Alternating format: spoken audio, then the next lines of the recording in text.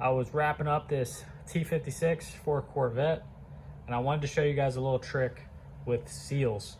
You may have heard of this trick before, but I want to show you what I'm talking about. With these early T56s, there's a wear point on these main shafts with the 5th, 6th, and the splines right here, and they like to wear out. I might have a clip, and I can show you guys an example.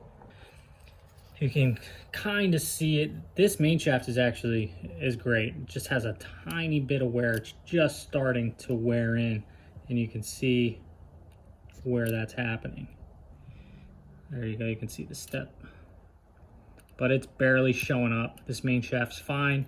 I can reuse it, but let me show you the other one and you can be able to see the difference. And there's that step, a lot bigger, eating into those splines.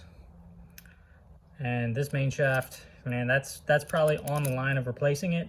You could probably get away with running this, but that's up to you to make that decision. There you go, there's somewhere you want to look. But luckily this main shaft was in great condition. There was almost no wear on those splines. But where there was wear was where the seal rides.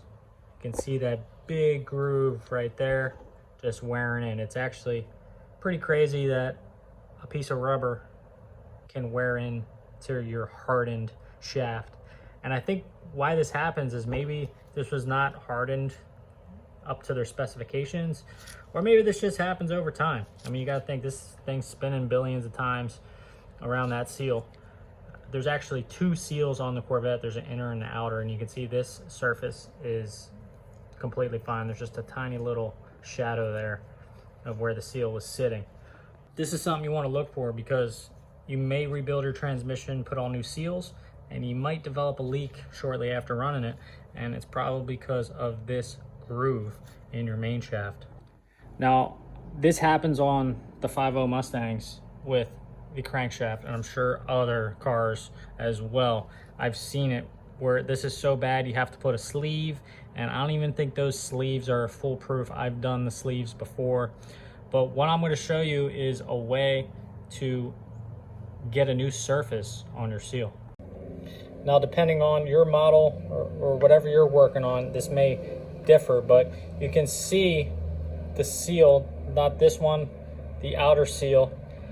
I can tap this in a little bit more, and that's what I'm going to do. I'm going to tap that seal down a little bit to get it past this groove, so I got a nice smooth surface for that seal to seal this thing up with. Now, with most seals, they usually are flush. They're a flush fit. That's how I always do most of the seals, but like I said, it really depends on what seal you're working with. So what I'm going to do now is throw this on and just confirm that this is actually on the groove. I'm pretty sure this seal was flush last time when I took the old seal out. So if it was, that means that that should be right on the groove. And I just want to confirm that before I go ahead and hit this any further down. Also, I'll leave a link to this video. I showed you guys the whole process of rebuilding this T56. I'm on a mission to redefine the term transmission rebuild because I get a lot of people that bring me their transmission. They claim it was rebuilt by so-and-so, and all they did was replace a bearing or replace one synchro.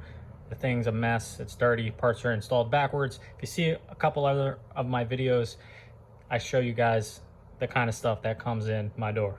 But I'm trying to be as transparent as possible, show you guys how I rebuild these Tremec 5 and 6 speeds.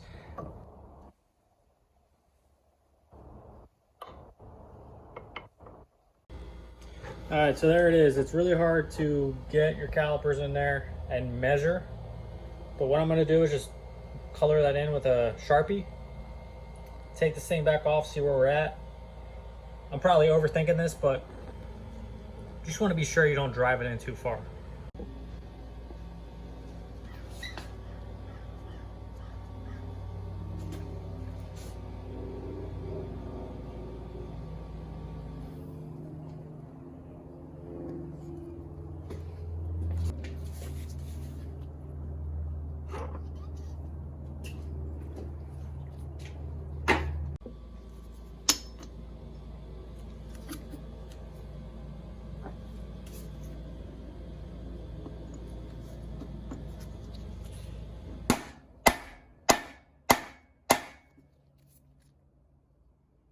I'm getting stuck right here.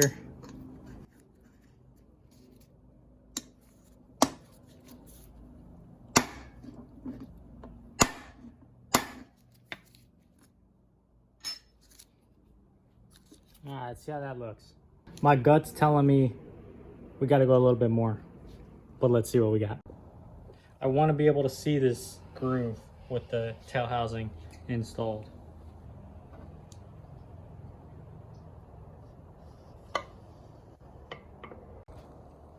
Well, it's kind of hard to see, but I think I'm right on the groove. I believe that groove was not even on the seal to begin with, so I think I would have been okay if I left it flush.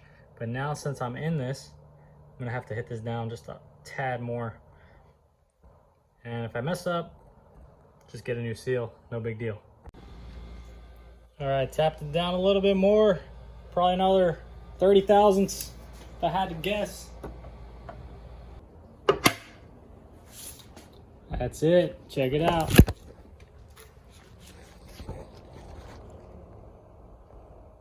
Got a nice fresh surface on that seal. Looking good. There's a little trick. Hope you find that helpful. Well, that's that, guys. I gotta pull this thing off, get this thing sealed up, and this thing will be ready to shift again.